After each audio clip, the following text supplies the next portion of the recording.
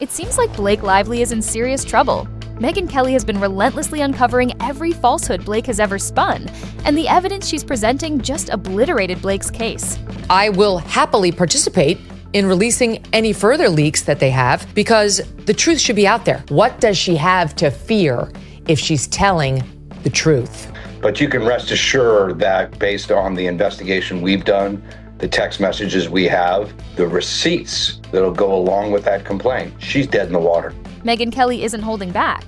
She's bringing in her own lawyer to drop undeniable receipts that prove Blake has been twisting the truth from the very beginning. But the real shocker? Blake's motives might be far more calculated and self-serving than anyone ever imagined. So she's a serial fraudster. That's called fraud. None of it was just due to the fact that she seems like a rather shitty person. Megyn Kelly just tore into Blake Lively, labeling her a serial deceiver and a disgrace to feminism. You know, these are weak, feckless people out in Hollywood. They have no spine. This woman allegedly fabricated harassment claims for her own personal gain, making it even harder for real victims to be believed and diminishing the seriousness of genuine cases. She is accused of having turned the whole cast of It Ends With Us against Justin. It's not the first time she's done something like this. Plus, she was foolish enough to admit it herself in the past. A 2009 Glamour UK interview, she admitted to trying to poison the cast of Gossip Girl, which is where she made her name, against her co-star Penn Badgley, who played her love interest, Dan Humphrey, on the show. She said, "At first I was so upset that they had hired him, I actually poisoned the whole cast against him." Blake Lively seemed to think she could pull off the scam of the century. She was convinced she could stroll into Hollywood, take over a movie, and fabricate sexual harassment claims just to push Justin into the basement during the premiere of his own film. And in August 5th of 2024, Justin invites the editors to the premiere, but they can't be in the same room with Blake. Justin replies, "We won't be in the same room. I was asked not to even come to the premiere." And why did she want that so badly? We covered all the details in this video. Check out the link on the upper right corner. And it's as vicious as it can get in Hollywood. My own position is she's absolutely ruined her brand. She has started a fight she cannot win. She does appear like an Amber Heard to me. Megyn Kelly took one look at her circus act and completely tore her apart on live radio. No mercy, no sugarcoating, just raw, brutal truth. Kelly called Lively a serial fraudster. And honestly, that's an understatement. This woman isn't just lying. She's constructing an entire fantasy where she plays the oppressed heroine fighting against the so-called big bad director. In reality, she's just another Hollywood manipulator who finally got exposed. You know, someone asked me recently why this particular case has seized the world. It was just a perfect act of evil that was almost executed in broad daylight. The press was complicit. They almost got it done. I have yet to see one of her complaints borne out. In fact, all of the ones I've seen have been undermined by his hardcore proof in text messaging and so on that puts a totally different light on her horrific allegations. Then you see what she actually said and wrote. It's very different. Kelly didn't hold back when she pointed out that not a single one of Blake's allegations has stood up to scrutiny. Every outrageous claim she made about Justin Baldoni has been dismantled by solid, undeniable evidence, the kind that Blake conveniently forgot to bring to court. In fact, in her lawsuit against Baldoni, she deliberately deleted certain messages and emojis to manipulate the context of their conversations. They literally were removing text in between text and emojis to sort of make it sound worse. And let's not forget the most ridiculous part: she exposed herself in her own messages. She literally referred to herself as Khaleesi and bragged about having dragons to protect her, aka her personal defenders, Ryan Reynolds and Taylor Swift, like she's some kind of queen ruling over Hollywood. She called herself Khaleesi and said Ryan Reynolds and we believe Taylor Swift were her dragons. And she's got the best dragons because they'll fight on behalf of her friends too. The level of delusion is unreal. She really thought that name dropping would somehow protect her from the truth coming out. But all it did was expose her manipulative little game, and now public opinion is turning against her. Just like it did with Amber Heard when her lies fell apart in court. At first, Amber played the victim, running to the Sun newspaper to paint Johnny Depp as the villain before the world. But when the real evidence came out, it was revealed that she was the one abusing him. We all saw how that ended. And now he's going full Johnny Depp on her to show that she was the bully. She was the one harassing him. And this guy who had, comparatively very little power was forced now to come out and tell the truth about Blake Lively. And it's just disgusting when you go after someone, you try to destroy their life. And actually the evidence shows something different. Blake Lively was no victim here. She was in control, she was in power, and she took over this film. Just like Johnny Depp, Justin Baldoni isn't just sitting back and letting the media rewrite the truth.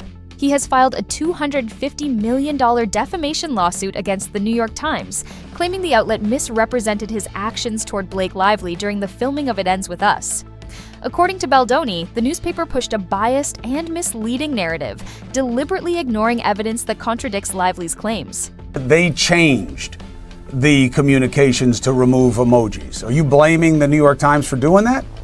I'm blaming the New York Times for participating with Blake Lively's publicists, part of facilitating the complaint getting filed with the CRD, which is the Civil Rights Division, and knew the complaint was getting filed, encouraged them to file the complaint, had a copy of the complaint before it was filed, and once it was filed, they went with a story and specifically said that those messages were cherry-picked and used out of context. Was there a follow-up phone call? Was there, please tell us more? What do you mean by cherry-picked and taken out of context? There was no investigative journalism done whatsoever. It was a complete reckless disregard for the truth. Of course, once Baldoni started defending himself and released the full, unedited conversation with Blake Lively, he suddenly had to be silenced. Blake rushed to court, filing a request for a gag order against Justin. The fact that she was the one who started this whole firestorm with her strategic hit piece in the New York Times, completely irrelevant. What really mattered to her was making sure Justin stayed quiet. Now that she's had her shot against him and she's severely damaged him with that New York Times piece and this complaint, which she managed to get leaked, now she wants a complete gag order. Now he needs to be shut down to protect her. This is very unfair to poor Blake. Blake and Ryan have landed themselves in the middle of a $650 million legal firestorm that threatens to destroy everything they've built. It all began when Blake started hurling accusations left and right, like confetti at a wedding. She filed a lawsuit against Justin Baldoni and even accused him of orchestrating a smear campaign against her. As often happens when these stars drop a movie, people start digging around for other interviews of them, etc. And it was just sort of a course of, wow, like, she seems like kind of a jerk. Wow, she's like kind of a bully. She's rather mean. So no, there was no orchestrated smear campaign. The backlash against Blake? Completely organic. But here's the catch. If you throw out false accusations, you better be ready for the consequences. And Baldoni? He didn't just push back, he went on the offensive. He slapped Blake and Ryan with a $400 million defamation countersuit, hitting them so hard that their PR team likely had to scramble for reinforcements just to handle the damage control. They released the cut of the movie. He didn't even get to see it. He was the director of the film, the producer of the film, the guy who got the rights to the film, the one who's supposed to be in control. He didn't even get to see it. He was in the basement at his own movie premiere. And then she had the nerve, because she had 2 minutes of bad publicity when the film hit, to come out and try to blame it all on him. None of it was just due to the fact that she seems like a rather shitty person. For an executive producer to have a competing cut of a film is incredibly bizarre. But when she starts threatening people and saying, I'm not going to promote the film, I'm not going to do anything unless you use my cut, that's when it starts to be awfully incendiary. $650 million in lawsuits? This isn't just a legal battle. It's a full-blown financial catastrophe. If things take a turn for the worse, Blake and Ryan might have to swap their luxurious multi-million-dollar lifestyle for bankruptcy filings and bargain shopping. And let's be honest, Ryan may have that Deadpool money, but even Marvel won't be able to rescue them from the financial disaster heading straight for them. And today, we see some evidence now that Blake Lively may have a history of not being upfront when she gets cast in a movie, of her secret desires to actually play a much bigger role than that of lead actress. Here she is at the 2022 Forbes Power Women's Summit. I would show up on a set. I knew that they just wanted me to show up and look cute and stand on a little pink sticker where I'm supposed to go and say what I'm supposed to say. But I also knew that that wasn't fulfilling for me, that I wanted to be a part of the storytelling, that I wanted to be a part of the narrative, whether that be in the writing, in the costume design, in creating the character. And sometimes I had directors or producers or writers who would welcome that and invite that once they saw that I was able to offer that. And sometimes I would have people who really resented that because they were like, we just hired you to be an actor. Yet when I went in the meetings, I would just seem like I'm just there to be the actor and ready to get the gig. I wouldn't reveal that I actually need to have authorship in order to feel fulfilled. So I think that for them, sometimes that might have felt like a rug pull because you're like, you're trying to assert yourself into something that we didn't hire you to do. It's like hiring a plumber to fix a dripping faucet. But instead of doing that, he tears up your entire bathroom, installs a jacuzzi you never asked for, and then hands you an outrageous bill, acting like he did you a favor. And Blake Lively's PR team wants us to know that everything that's happening right now is hurting Blake's feelings. Thanks, Blake. We'll keep that in mind. Now, let's circle back for a minute. Taylor Swift has never been one to stay silent when it comes to sexual misconduct allegations. Back in 2017, she famously took radio DJ David Mueller to court for groping her, demanding just $1 in damages to make it clear that this was about principle, not money. She wanted to send a message that no one should get away with this kind of behavior. And in 2016, she donated $250,000 to Kesha to help her with legal fees in her high-profile case against Dr. Luke, standing firmly by victims of abuse in the industry. Now, here's where things get interesting. Taylor and Blake Lively have been best friends for over a decade. If Taylor, a woman who has publicly fought against sexual misconduct, actually believed that Blake was a real victim, do you really think she'd stay quiet? Wouldn't she be the first person to step up, offer support, and rally her army of Swifties behind her best friend? That's exactly what she's done in the past. And yet, silence. Not only has Taylor refused to publicly support Blake, but sources claim she's actively distancing herself from her longtime friend. Even worse, Taylor reportedly feels like she was used, dragged into a controversy she wanted no part of. When someone like Taylor Swift, who has built her career on standing up for women, suddenly goes radio silent and starts backing away, you know something doesn't add up. Are you guys buying that Taylor Swift would choose to remain silent if she thought or knew that the allegations that were being made against Justin Baldoni are true? And not only that, it looks like their decade-long friendship is on hold. Reports suggest Taylor feels used after Blake dragged her into the Justin Baldoni lawsuit, particularly with those dragon texts. Taylor has since distanced herself, and Blake's noticeable absence from Taylor's Super Bowl suite only fueled speculation that their friendship is falling apart. Taylor is also learning that Blake has been inappropriately leveraging her name for a long time. Like, Taylor Swift is now fighting back hard. Her team is not pulling any punches, and they're making it clear that she wants nothing to do with this case. She's calling out Blake Lively for lying, okay? No surprise there. Taylor allegedly had no idea what role she was playing during that meeting with Justin. On top of the bad PR, it looks like she might even get dragged into the legal battle herself. Just what she needed, another media circus to deal with. I can tell you this, anyone that can provide evidence in this case is going to be deposed. That's Taylor Swift. She was there for that meeting. Okay, well, I'm a lawyer. I know what that means. Brian Friedman needs to get this girl on the stand yesterday. I am telling you, he needs to depose Taylor Swift because she knows something. Like Amber, Blake's biggest mistake was assuming her fans are stupid, that we just blindly believe whatever narrative she pushes. She claims that Justin and his PR team are the ones making her look bad in interviews, but let's be real, no PR spin is needed when the footage speaks for itself. We all have eyes. We can see how she treats people. We can see how rude and dismissive she is to interviewers. And if you think that's an exaggeration, just look at this. When an interviewer kindly congratulated her on her pregnancy, Blake shot back with a mocking, "Congrats on your little bump," to a woman who wasn't pregnant. Worse, that interviewer had struggled with infertility in the past, making Blake's comment not just rude, but incredibly insensitive. First of all, congrats on your little bump. Congrats on your little bump. Did you guys love wearing those kind of clothes that you... Yeah. Yeah. And, you know, working in digital... Everyone wants to talk about the clothes, but I wonder if they would ask the men about the clothes.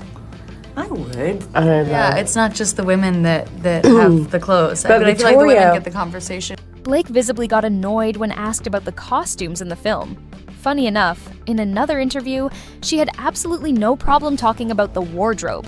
Just really loved those patchwork jeans that you have. Magnolia Pearl. Oh, yeah. Those are my real life jeans. Yeah, a lot of that is your stuff. The boots were mine. I love there's these great Louboutins that are also a close-up on them when we're dancing in the bar. Those are mine. I have a few of my husband's shirts and socks randomly in the movie. I have some of Gigi Hadid's sweaters in the movie. We can see how she makes it all about herself, like in this clip where she was asked about her husband, but instead made it all about her hair care line. What an incredible summer you're having. I feel like you poured a lot into this movie, but then you turned around and you were just as supportive of Ryan. Yeah. What is it like to... And my hair care company, Blake Brown, my goodness gracious. It's been crazy. It's been a crazy week. I haven't slept in a lot of time. And most importantly, we can see how out of touch she is with the film's theme and how little consideration she seems to have for real victims, as you'll see in this next clip. But for people who see this movie, who relate to the topics of this movie on a deeply personal level, they're really going to want to talk to you. This movie is going to affect people and they're going to want to tell you about their life. So if someone understands the themes of this movie, comes across you in public, and they want to really talk to you, what's the best way for them to be able to talk to you about this? How would you recommend they go about it? Asking for my address or my phone number or my location share. Or I could just location share you and then we could... No surprise her fans have turned against her. And just like Johnny Depp's legal team obliterated Amber Heard, Justin Baldoni's lawyer is preparing to take Blake Lively down, straight into oblivion. Are you going to sue Blake Lively too? Into oblivion, Megyn.